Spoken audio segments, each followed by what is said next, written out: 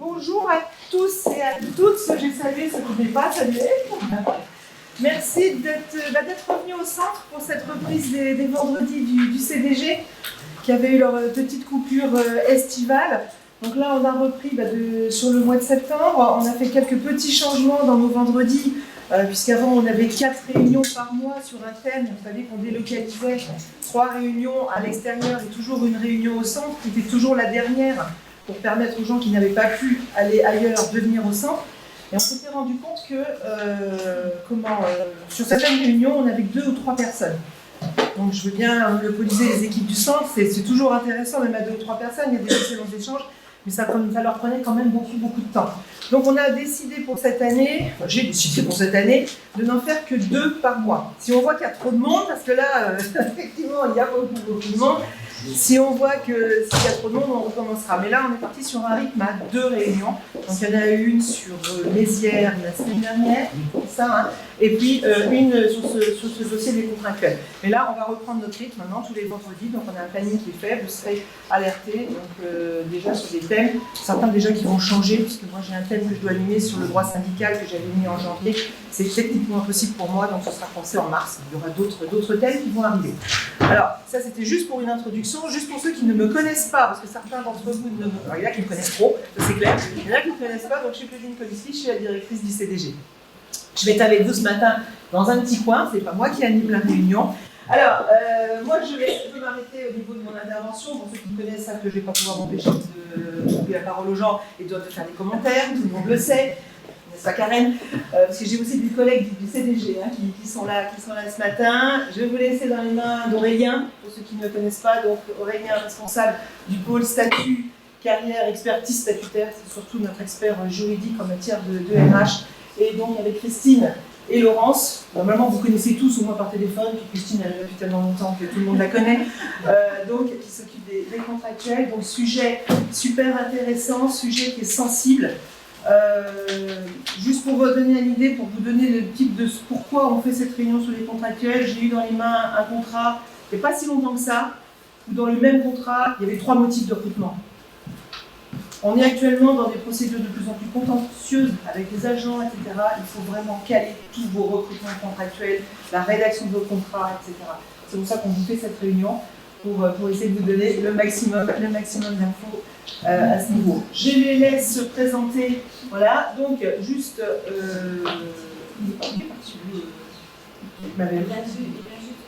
Donc, Mabel, vous savez qu'on a mis en place au CDG un service de communication. Donc on a une chargée de communication, je veux dire titulaire, elle est contractuelle, mais c'est titulaire, sur le poste, c'est un poste permanent. Et c'est un alternant que nous avons actuellement en communication digitale. Pour ça, c'est lui qui nous filmera. Voilà, donc j'avais un petit blond devant moi. Voilà, merci, bonne réunion. Et puis surtout, n'hésitez pas à leur couper la parole, ils ont invité. Si vous avez la bonne vidéo. Alors bonjour à tous, je n'ai pas pu saluer avant d'arriver. On a intitulé cette demi-journée, qui n'est pas une journée de formation, mais d'information et d'échange, le recours aux personnes contractuelles, parce que si on abordait tous les aspects de la contractuelle, il faudrait plus qu'une demi-journée. On pourrait aborder les contractuels et la maladie, on pourrait aborder les contractuels repris après une DSP, les contractuels repris d'une association, etc.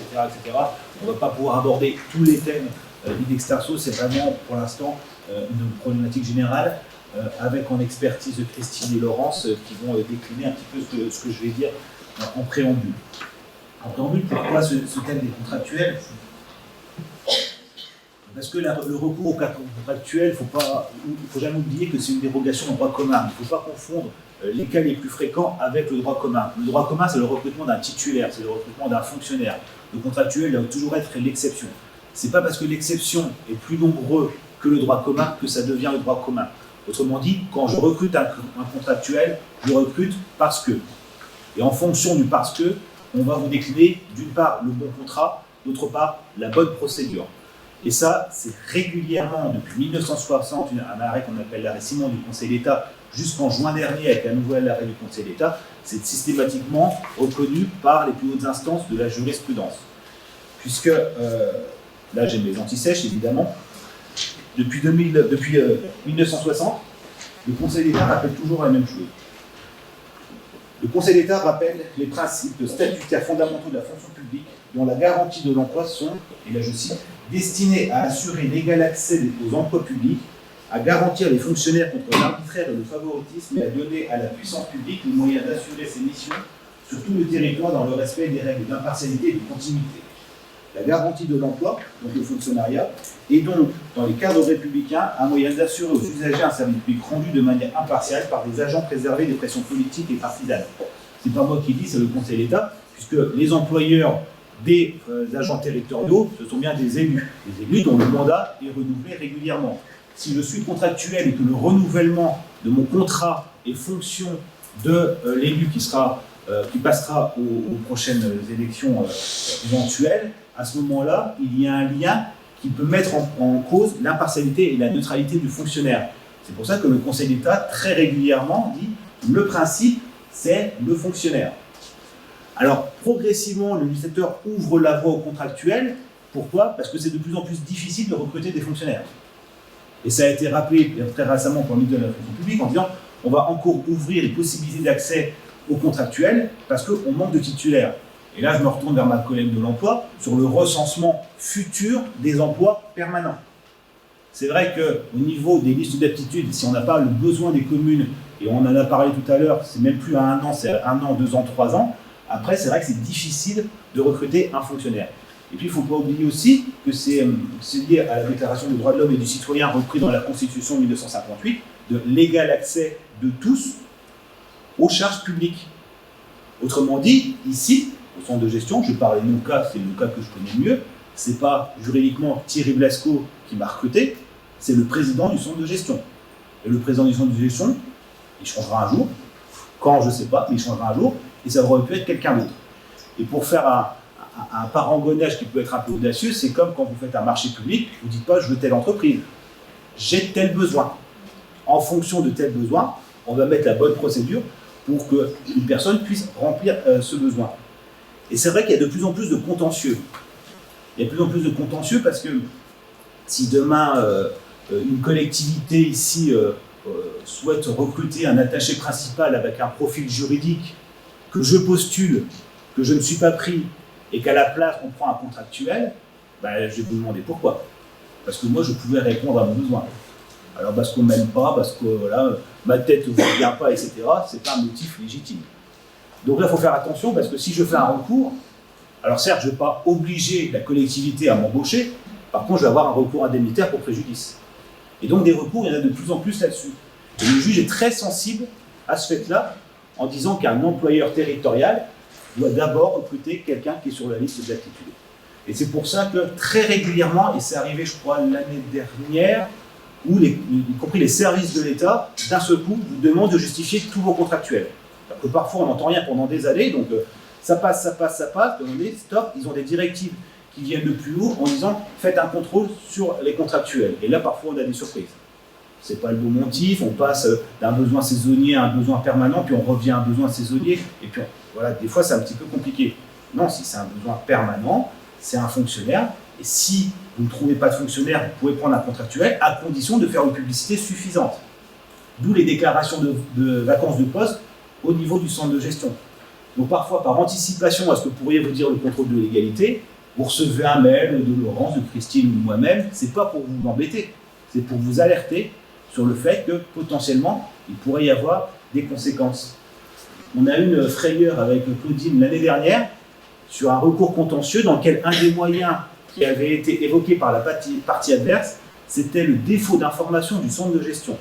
Et on s'est dit, si on perd sur ce motif-là, ça va être compliqué pour nous. Parce que là, par contre, on va se couvrir, on va en faire des notes. Heureusement, ce moyen a été écarté par le juge, mais en tout cas, sur ce coup-là, on a dit, si c'est accepté, ça va être compliqué.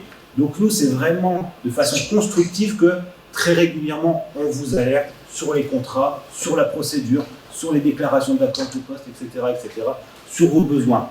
Exprimez votre besoin, et nous, on travaillera ensemble pour voir dans quelle mesure votre besoin peut être satisfait par un agent, que ce soit un contractuel ou un permanent. C'est pour ça que c'est très bien qu'il y ait du monde aujourd'hui sur les contractuels, parce que je m'efforce toujours, non pas simplement de lire ce que le législateur dit, mais d'essayer de comprendre ce que le législateur veut faire. C'est toujours beaucoup plus efficace. Et là, ce que le législateur veut faire, c'est vraiment délier l'agent, permettre à l'agent d'avoir une garantie de neutralité. Ça, j'insiste toujours dessus. Si moi j'étais aujourd'hui contractuel et qu'on me dise que mon contrat poursuivra uniquement si c'est tel élu qui passe, ben je perds ma neutralité.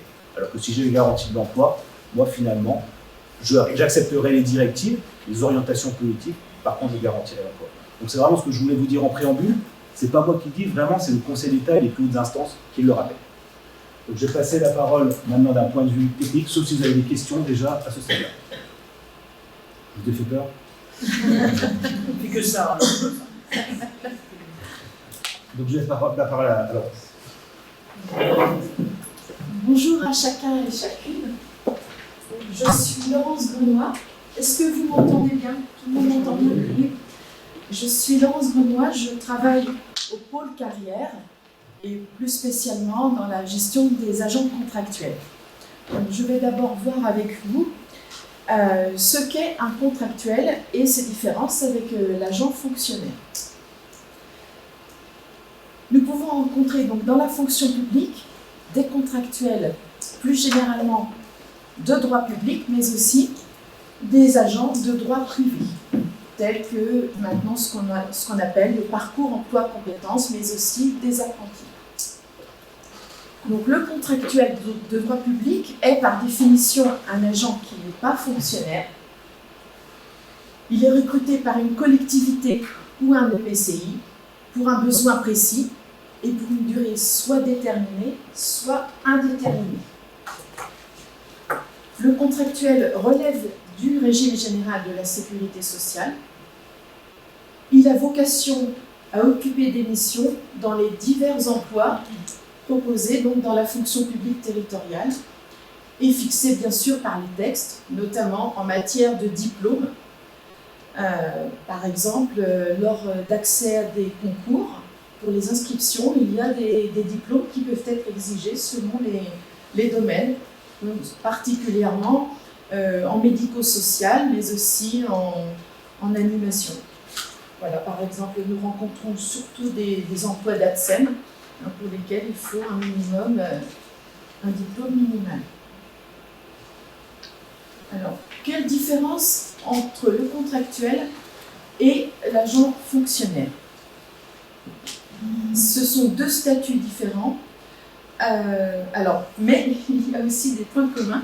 Le contractuel est soumis au droit public au même titre que le fonctionnaire, et notamment au niveau des droits et obligations en matière, par exemple, de ponctualité, de respect des ordres hiérarchiques, du droit de réserve, etc.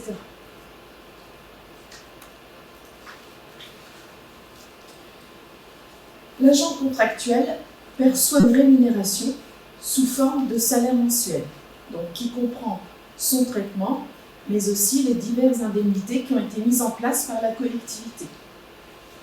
Cette rémunération, elle est basée sur les mêmes échelles indiciaires qu'un fonctionnaire. Alors, la première différence, c'est l'absence de déroulé de carrière. L'agent fonctionnaire va avoir un déroulé de carrière qui va être entre guillemets automatique, c'est-à-dire qu'il va avancer d'échelon au bout d'un certain nombre d'années. Et pour le contractuel, ce n'est pas défini précisément. Nous allons voir tout à l'heure que les textes ont évolué à ce sujet. De même, il existe aussi des agents vacataires, mais ils sont à part, puisque ce type de recrutement, lui, est rémunéré à la tâche, à la vacation, sous forme souvent de forfait.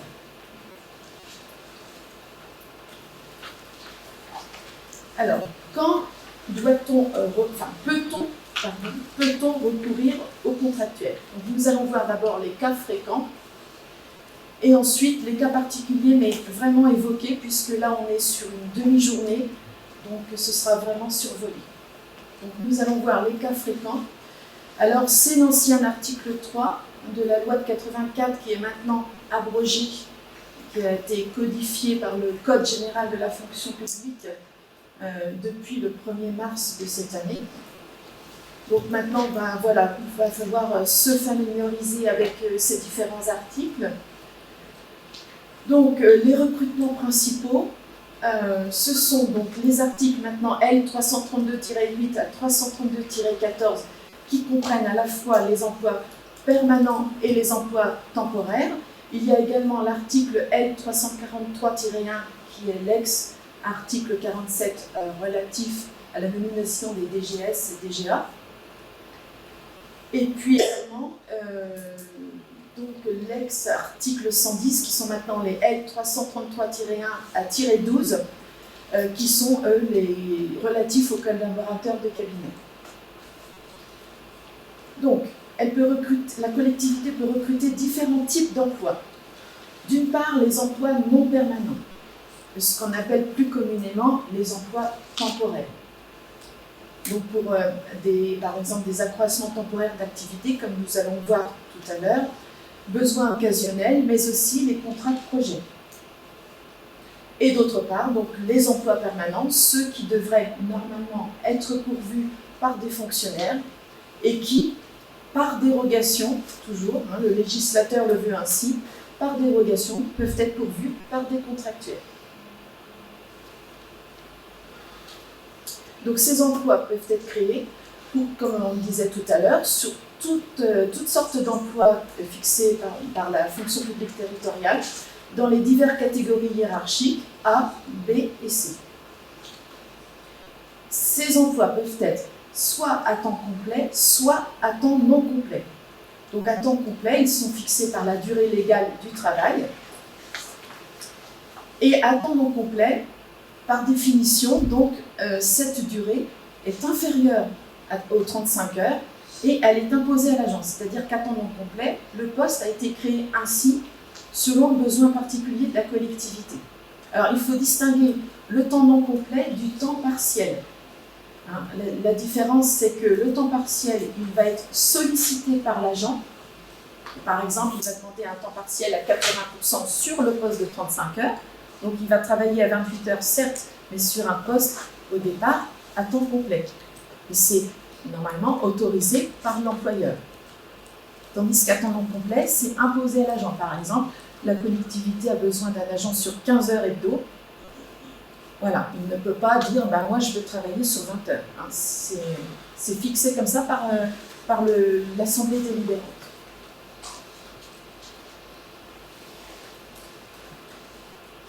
Donc la collectivité peut recruter sous différents motifs.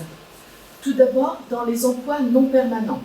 C'est l'ex-article 3 aux alinéas 1 et 2, donc qui concerne d'une part un besoin lié à un accroissement temporaire.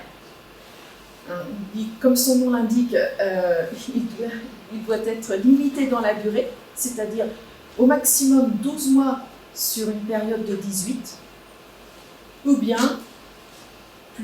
moins fréquemment, mais aussi accroissement saisonnier d'activité pour une durée maximale de 6 mois, cette fois sur une période de 12. Donc, par exemple, un saisonnier, ça va être lié à une activité touristique ou une activité sur les espaces verts. Alors, bien entendu, ils n'ont vocation à être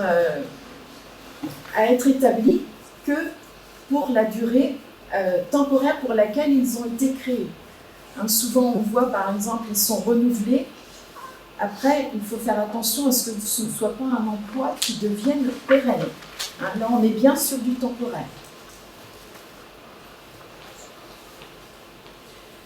Donc, toujours dans les emplois non permanents, comme je l'évoquais tout à l'heure, il existe maintenant les contrats de projet qui peuvent être créés par une collectivité pour une mission, pour un projet particulier et surtout limité dans le temps. Donc, ce contrat, il est prévu donc, pour être conclu au minimum 1 an, qui peut être renouvelé jusqu'à une durée maximale de 6 années.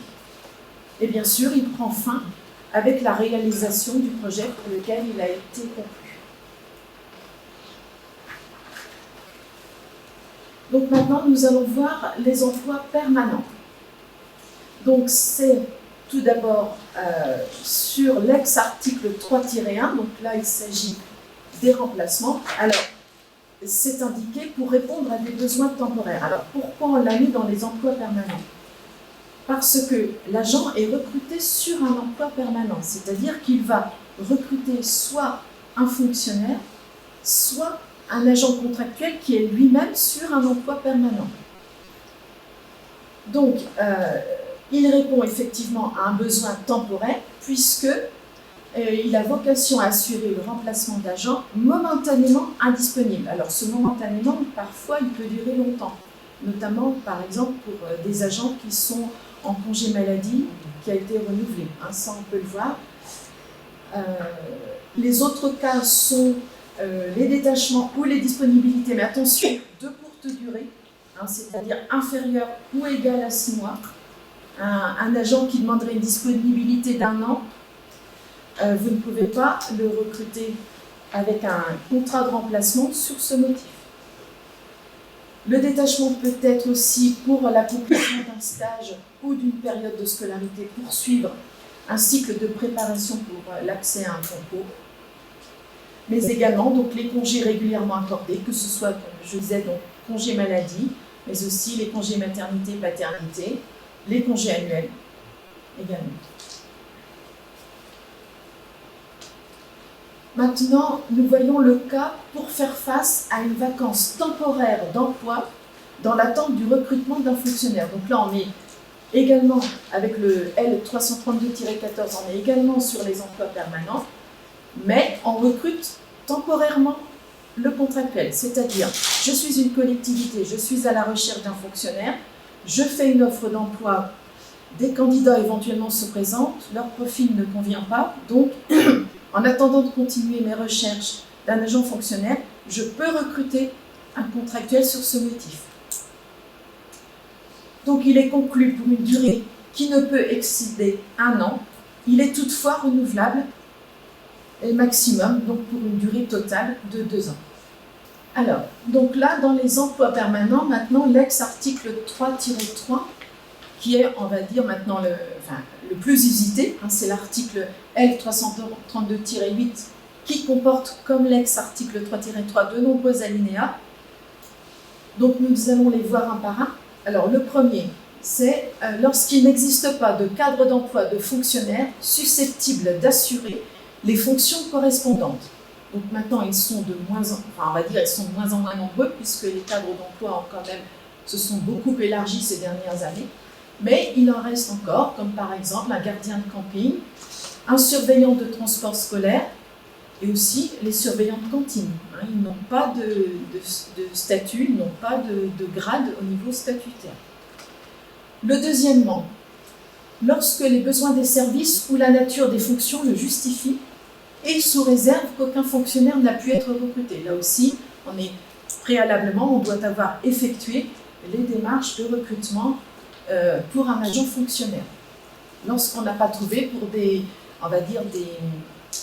métiers spécifiques, hein, comme par exemple les assistants d'enseignement artistique, voilà, on peut recourir à ce deuxième alinéa. Toutefois, il faut faire attention que ce ne soit pas l'alinéa fourre-tout. Hein, surtout, là je parle pour les collectivités de plus de 1000 habitants. Je n'ai pas trouvé ce qui me correspond, donc je pourrais peut-être recruter. Attention, il y a une jurisprudence qui est abondante hein, sur ce motif. Voilà, il ne doit pas être pour tout pour le tout venant. Alors maintenant, le troisièmement, donc pour les communes de moins de 1000 habitants, vous y avez fréquemment recours, hein, c'est surtout les emplois, et pour les groupements de communes aussi, regroupant moins de 15 000. Alors pour tous les emplois, notamment au niveau de la quotité de travail, hein, non seulement la filière et la catégorie, mais aussi la quotité de travail. C'est-à-dire que vous avez un agent sur, par exemple, vraiment un très, très petit nombre d'heures par semaine. Par exemple, un agent d'entretien qui va s'occuper de la salle des fêtes et des locaux de la mairie. Il va être recruté peut-être sur 5 heures, 6 heures hebdo. Donc, vous pouvez recourir à cet article. Le quatrièmement, Alors celui-ci, bon, il est, on va dire, rarissime. Il faisait pas. Autrefois, c'était le 3e membre bis de l'ex-article 3-3. C'est pour les communes nouvelles. Donc pour tous les emplois des communes nouvelles issus de la fusion de communes de moins de 1000 pendant une période de 3 années.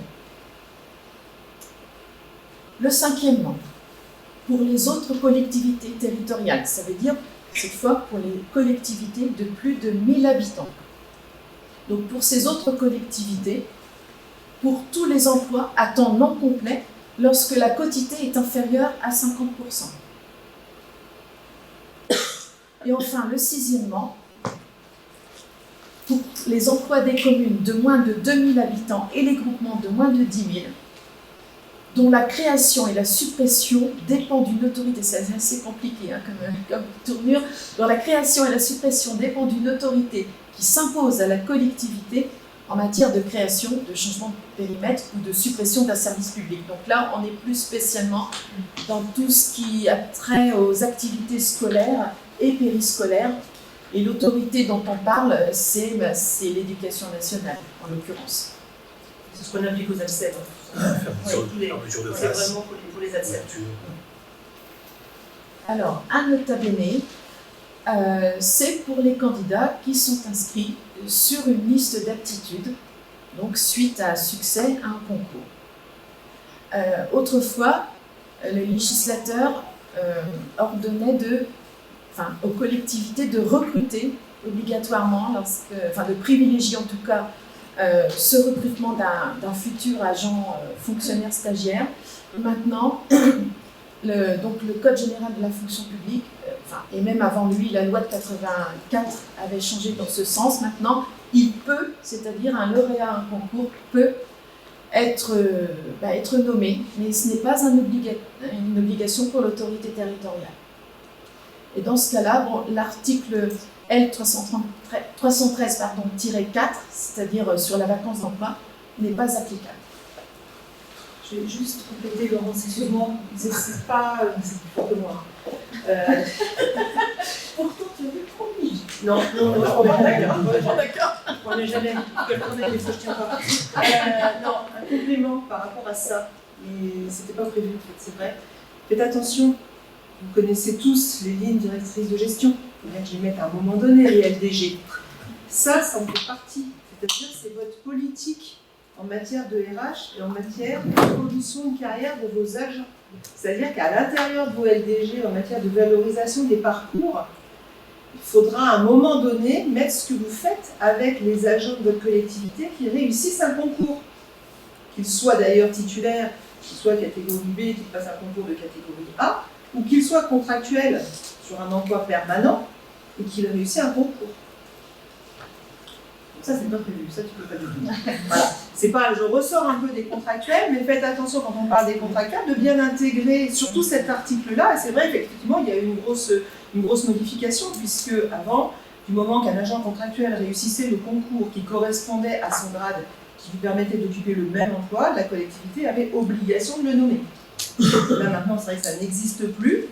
Faites attention au LDG, parce qu'un agent qui réussirait un concours, s'il n'y a rien dans les LDG et qu'il ne sait pas à quelle sauce il va être mangé, pourrait se retourner contre la collectivité en disant « mais vous n'avez jamais indiqué ce qui se passerait si je réussis un concours ». Devant un juge, la collectivité pourrait être obligée de le nommer. Il pourrait, ce qui se passe devant le juge. On ne sait jamais. Voilà. Et faites attention à ça, effectivement, c'est le gros changement, un des gros changements de la réforme des contractuels, mais pensez à voir dans vos lignes directrices de gestion, que vous avez tous rédigées bien sûr, d'avoir bien vu la valorisation des parcours professionnels des agents, qu'ils soient titulaires ou contractuels. Ça, c'est intéressant. Merci.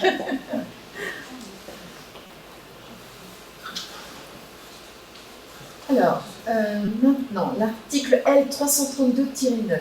Nous sommes toujours dans l'ex-article 3-3. Donc, il s'agit maintenant de la durée du recrutement.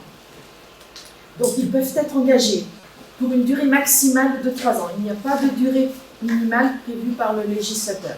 Donc, un contrat peut être d'emblée conclu pour 3 ans, sachant qu'il est renouvelable Il est renouvelable une ou plusieurs fois, en tout cas dans la limite maximale de 6 années.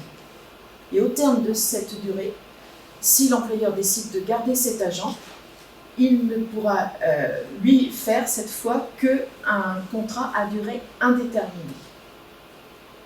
Et l'article L332-10 vient le compléter en disant qu'un agent contractuel qui justifie donc de cette durée de 6 années de service public sur la même catégorie hiérarchique, là encore, il ne peut avoir un contrat que pour une durée indéterminée.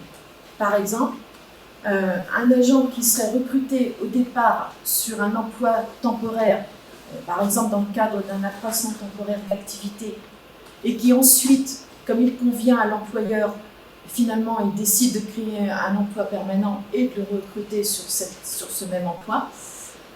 Donc, à partir du moment où il a effectué une durée de service public au moins de 6 années, ces années effectuées en matière d'emploi temporaire, elles comptent, voilà, elles sont comptabilisées pour la durée des 6 années.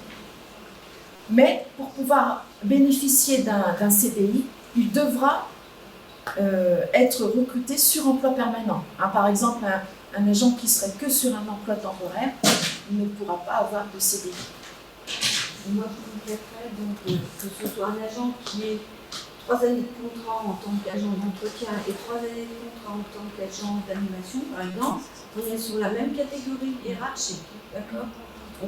Les 6 ans sont comptabilisés. Oui, il y a peut-être une nuance avec les contrats de pardon.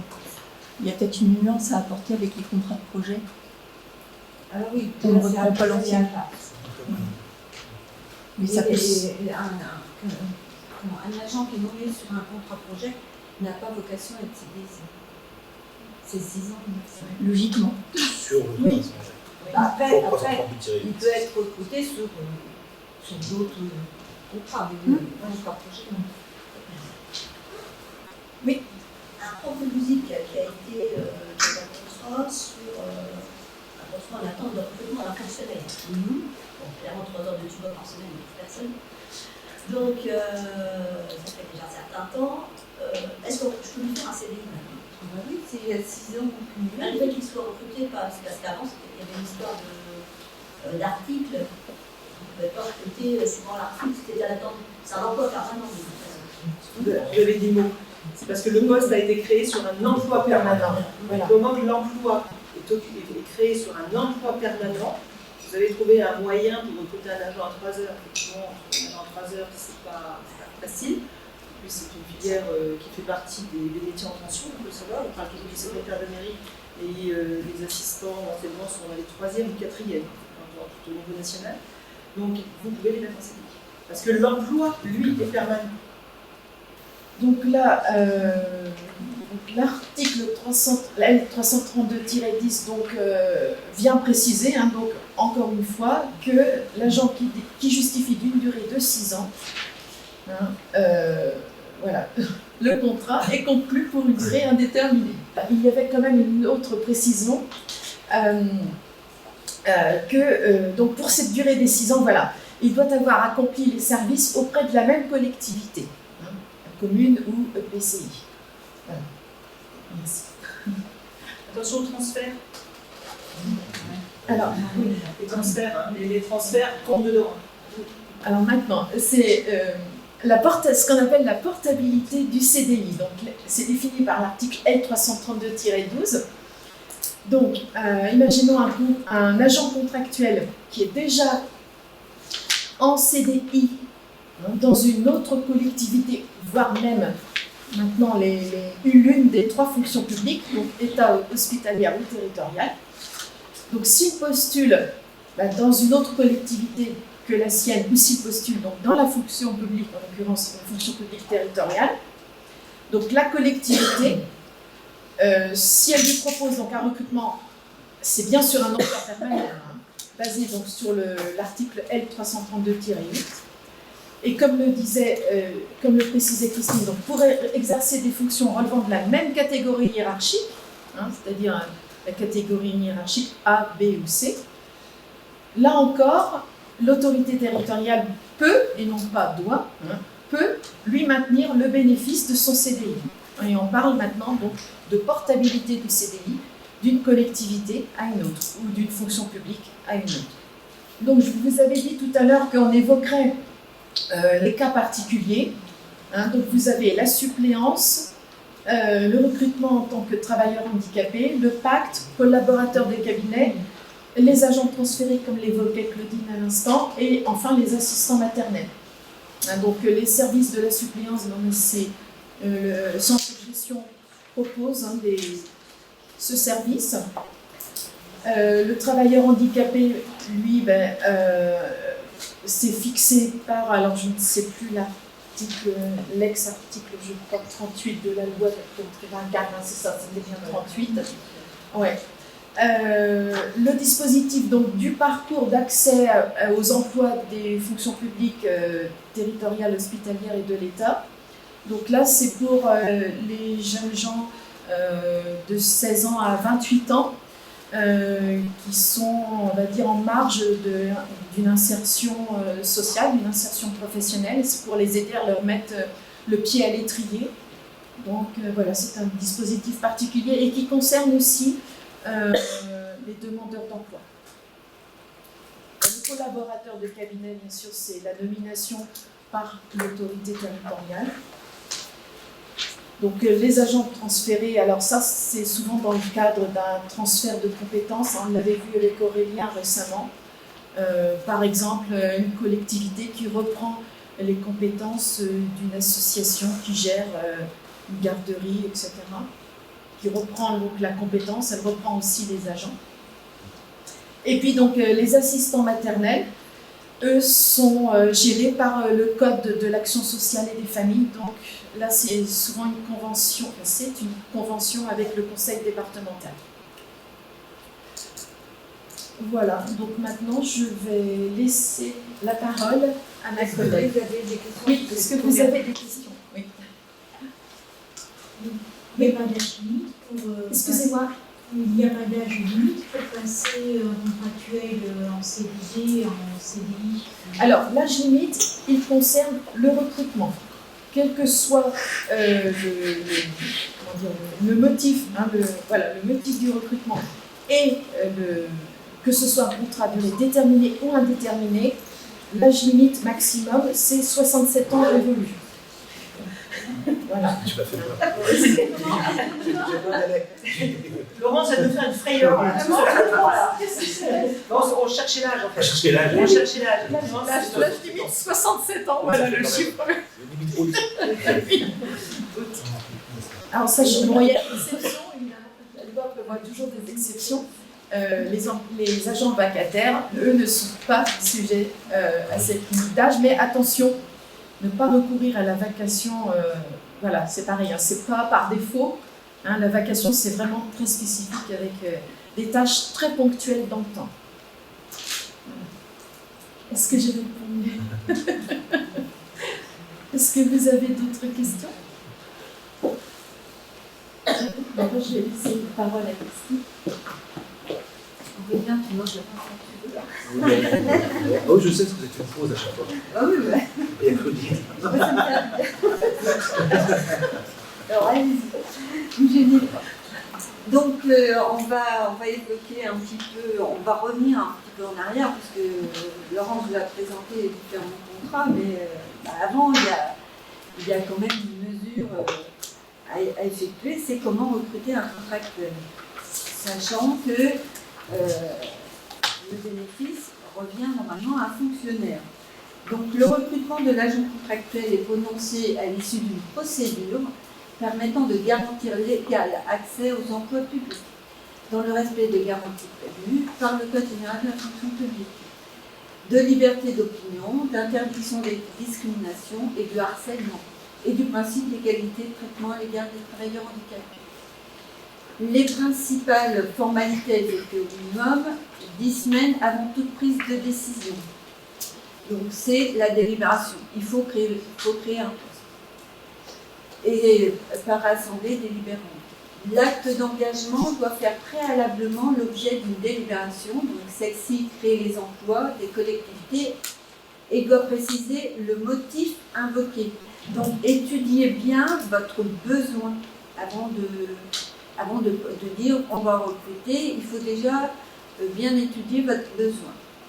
La nature des fonctions, la quantité de travail du poste et les niveaux de recrutement et de rémunération de l'emploi créé. L'autorité compétente assure ensuite la publication de l'avis de vacances.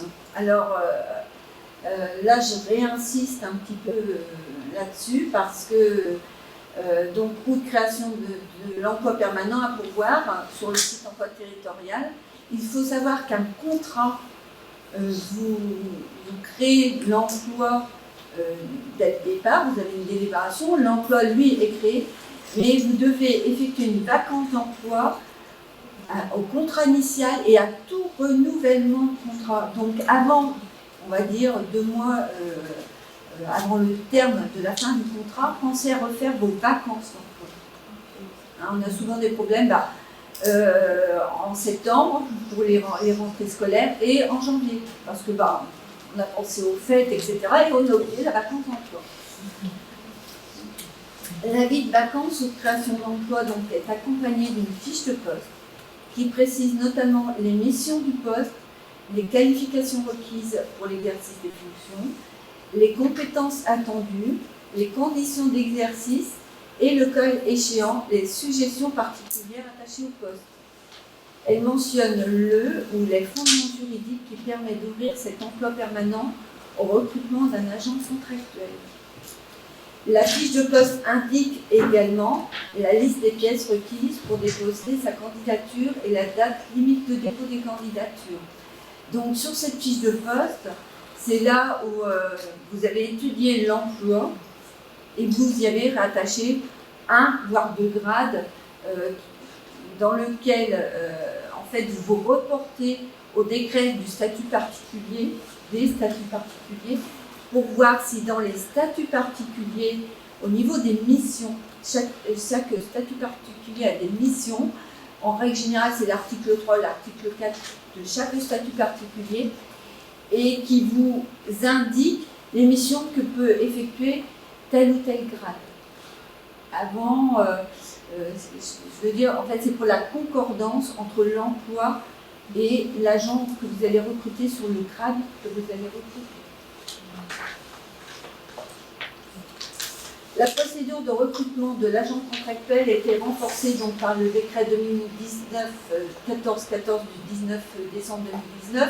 Donc cette procédure est applicable depuis le 1er janvier 2020. La réception donc, des candidatures. Donc les candidatures sont adressées à l'autorité mentionnée dans l'avis de vacances ou de création d'emploi permanent à pourvoir, dans la limite d'un délai qui, sauf urgence, ne peut être inférieur à 1 mois. Alors quand 1 mois, c'est vraiment l'urgence dans l'urgence. Mais quand vous appelez pour faire votre vacances et vous appelez ma collègue Christelle qui est à l'accueil, qui reçoit vos vacances, elle fait des bons sur sa chaise parce que il faut le temps qu'elle puisse procéder à l'enregistrement, etc. Et c'est pour ça qu'on vous demande minimum 2 mois. 2 mois, c'est voilà, on est dans les temps. Donc la possibilité pour une personne n'ayant pas la qualité de fonctionnaire de se porter candidate est indiquée sur la publication de l'avis de création de vacances de l'emploi à pourvoir.